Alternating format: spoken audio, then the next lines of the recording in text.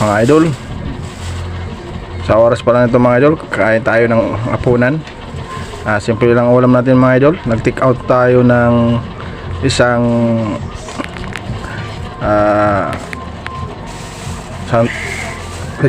lechong manok ng San Pedro.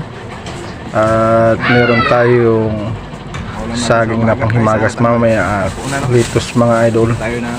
Siyempre mga idol, meron din tayong kape pang sabay sa ating pagkain sa hapunan mga idol. Kasi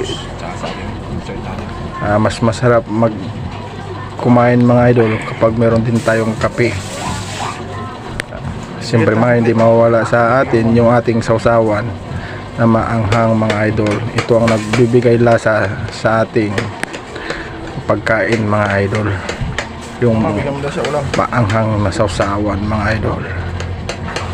Kaya mga idol, sa unang subo para sa inyo mga idol, at sana'y sabayan niyo po kaming kumain.